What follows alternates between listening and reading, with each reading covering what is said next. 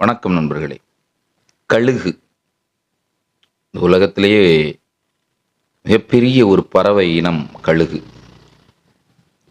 ராமாயணத்தில் கூட ஜடாயு என்று அதை கொண்டு வராங்க. மிகப்பெரிய சிறகுகள், பெரிய அலகுகள் கொண்டிருக்கக்கூடிய இந்த கழுகுனுடைய அந்த வாழ்க்கை அப்படிங்கக்கூடியது, அதை பார்க்கும் பொழுது நமக்கு என்ன பிரமிப்பு ஏற்படுகின்றதோ அதே பிரமிப்பு அதனுடைய வாழ்க்கை முறையிலும் இருக்கு.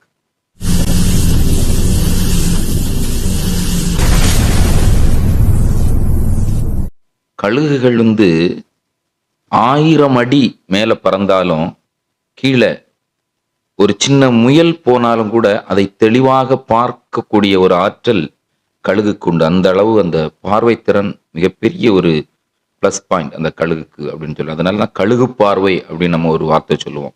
எதையுமே நம்ம கழுகு பார்வை பார்க்க வேண்டும் என்று சொன்னால் அது என்னன்னு சொன்னால் இதுதான். அவ்வளவு தூரம் இங்கே என்ன இருந்தாலும் தெரியக்கூடிய ஒரு ஆற்றல் மிக்க பார்வை உடையது கழுகுகள். அதுபோல் அதனுடைய சிறகுகள், அதனுடைய அலகுகள் எல்லாமே கூரிய தன்மையுடையவை. அப்படி பறந்துக்கிட்டே இருக்கும். புயலை எதிர்த்து பறக்கக்கூடிய ஒரு ஆற்றல். புயல் வந்துட்டுன்னா நமக்கெல்லாம் பயமா இருக்கும். ஆனால் கழுகுகளுக்கு புயலை எதிர்த்து புயல் வந்துட்டுனா அவ்வளோ சந்தோஷமா இருக்கும், மகிழ்ச்சியா இருக்கும். ஏன்னா அதை எதிர்த்து பறப்பதில் அதுக்கு அது ஒரு தனி இன்பமே இருக்குமா. அதனால புயல்கள்லாம் வந்துன்னு சொன்னால் அவ்வளவு சந்தோஷமா இருக்கும் கழுகுகள் அப்படின்னு சொல்றாங்க. மட்டும் இல்லை, மழை பெய்யுதுன்னு அப்படின்னு சொன்னா அந்த மலைக்கு மேலே போய், எங்க இருந்து பெய்யுது அதுக்கு மேலே போய் பறக்கக்கூடிய ஆற்றல் எல்லாம் இந்த கழுகுகளுக்கு உண்டு அப்படின்னு சொல்றாங்க. முக்கியமா இந்த கழுகுகளுடைய அந்த துணை இணை தேடக்கூடிய அந்த படலம் அங்கக்கூடியது உண்மையிலே ரொம்ப ஆச்சரியமான ஒரு விஷயமாக இருக்குங்க. எந்த ஒரு பெண் கழுகும் உடனடியாக அதை நாடு வருகின்ற ஆண் கழுகை தன்னோடு சேர்த்து கொள்வதே கிடையாதான்.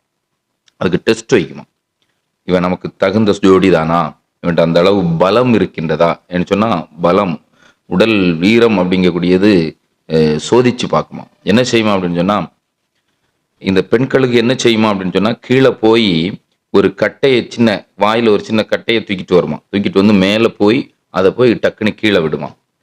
இந்த ஆண்களுக்கு என்ன செய்யணுமா அப்படின்னு சொன்னால், அந்த கட்டை கீழே விழுறதுக்கு முன்னாடி ஆண்கழுகு தன்னுடைய அழகினால் அதை பிடிச்சி திருப்பி கொண்டு அந்த பெண் கழுகுகிட்ட கொண்டு கொடுக்கணும். இது ஒரு முறை இல்லை, பல முறைகள் பெண்களுக்கு கொடுக்க கொடுக்க கீழே போட்டுக்கிட்டே இருக்குமா.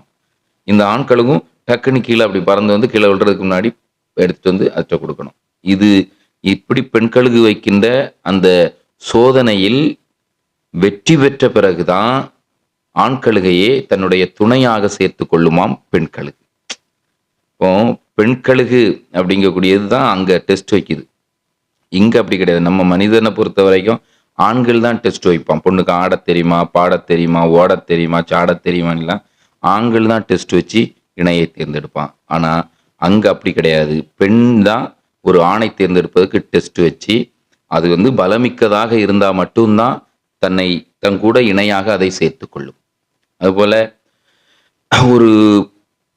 ஒரு கழுகினுடைய வாழ்நாள் காலம் அப்படிங்கக்கூடியது 70 வயது அப்படின்னு சொல்கிறாங்க. சராசரியாக 70 வயது வரைக்கும் இருக்கும். இதில் முதல் 40 வருடம் முடிஞ்ச பிறகு ரொம்ப ஆச்சரியமான விஷயங்க. முதல் 40 வருடம் முடிஞ்சிட்டு அப்படின்னு சொன்னால் அதனுடைய அலகுகள்லாம் மழுங்கி போய்விடும்.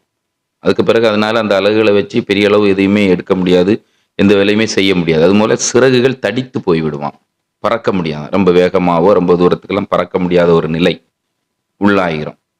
அப்போ என்ன செய்யுமா அப்படின்னு சொன்னால், அதுக்கு 2 வாய்ப்பு தான் அந்த கழுகுகளுக்கு. 40 வயதான உடனே அந்த கழுகுகளுக்கு 2 வாய்ப்பு தான். ஒன்று, செத்து போயிடணும் எங்கேயாவது விழுந்து.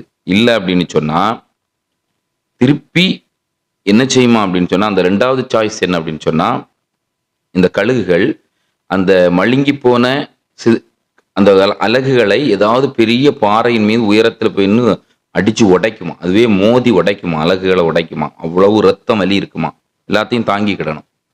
அது மாதிரி தன்னுடைய சிறகுகளை அது பிச்சு எரியுமா, அதுவே பிச்சு எரியுமா. ரத்தம் வலி எல்லாம் இருக்குமா. எல்லாம் சிறகுகளை பிச்செறிஞ்சுக்கிட்டு அலகுகளை உடச்செறிஞ்சுக்கிட்டு கிட்டத்தட்ட 150 நாட்கள் யாரும் இல்லாத ஒரு தனிமையான இடத்துல, மலை உச்சிகளில் எங்கேயாவது ஒரு இடத்துல 150 நாட்கள் அப்படியே இருக்குமா தனிமையில். மீண்டும் புதியதாக அந்த அலகு முளைக்கும் வரை, அந்த சிறகுகள் முளைக்கும் வரை அப்படியே தனிமையில் இருக்குமா. 150 நாட்கள் ஆகும் அது முளைக்கிறதுக்கு. அது முளைச்ச பிறகு பழையபடியும் அப்படியே புது உருக்கொண்டு புது மனிதன் சொல்லுவோம்ல, புது கழுகுகளாக அப்படி பறந்து வந்து பழையபடியும் அதனுடைய வேட்டையாடுதலை தொடங்கும் அந்த கழுகுகள். திருப்பி ஒரு 30 வருஷம் அப்படி 70 வருஷம் அது உயிரோடு இருக்கும்னு சொன்னா, தன்னைத்தானே புதுப்பிக்கக்கூடிய ஒரு ஆற்றல் யாருக்கு இருக்கு அப்படின்னு சொன்னா கழுகுகளுக்கு இருக்கின்றது அப்படிங்கக்கூடியது அவனுடைய வாழ்க்கையிலிருந்து நாம் கற்றுக்கொள்ளக்கூடிய விஷயங்க. ஒரு நேரமும் நம்ம அப்பப்போ நம்மளை புதுப்பித்து கொண்டே இருக்க வேண்டும். அப்பதான் நம்ம வாழ்க்கையில் மிகப்பெரிய தூரத்திற்கு பறக்க முடியும் என்கின்ற விஷயத்தை நம்ம தெரிஞ்சுக்கணும். அதுபோல இந்த கழுகுகள் இயற்கையினுடைய சுழற்சிக்கு, நம்முடைய சுற்றுப்புற சுழற்சிக்கு அது ஆற்றக்கூடிய பணி உண்மையிலே மகத்தானதுங்க. ரொம்ப அருமை. அது இல்லைன்னு சொன்னா நாறி போயிடும் அப்படின்னு சொல்லுவாங்களே, அந்த மாதிரி ஆகி போகும் நம்முடைய சுற்றுப்புறம் அப்படிங்கக்கூடியது. இந்த கழுகு இருக்கிறதுனால தான் அது என்ன செய்யுது அப்படின்னு சொன்னா, இறந்த உடல்கள், விலங்குகள் எல்லாத்தையுமே சாப்பிட்டு சுத்தம் பண்ணி விட்டுருது. அது எல்லாமே சாப்பிட்றோம். இது ஒரு விஷயம். இன்னொரு விஷயம் சொல்றாங்க இயற்கை ஆர்வலர்கள், இன்னைக்கு அழிந்து கொண்டு இருக்கக்கூடிய பறவை இனங்கள் பட்டியல்ல இந்த கழுகுகள் சேர்ந்து விட்டது அப்படின்னு சொல்றாங்க. கழுகுகள் இல்லைன்னு சொன்னா சுற்றுப்புறம் சுழற்சி என்பது மிகப்பெரிய ஒரு தடை ஏற்படும் அப்படின்னு சொல்றாங்க. இன்னைக்கு அழிந்து போகக்கூடிய ஒரு நிலையிலும் இந்த இனம் இருக்கின்றது. அதுக்கு என்ன காரணம் அப்படின்னு சொன்னா, நிறைய செல்போன் டவர்கள், அது கரண்ட் கம்பிகள், அடிபட்டு நிறைய போயிருக்கு. செல்போன் டவர்கள்னால இறந்து போகுது.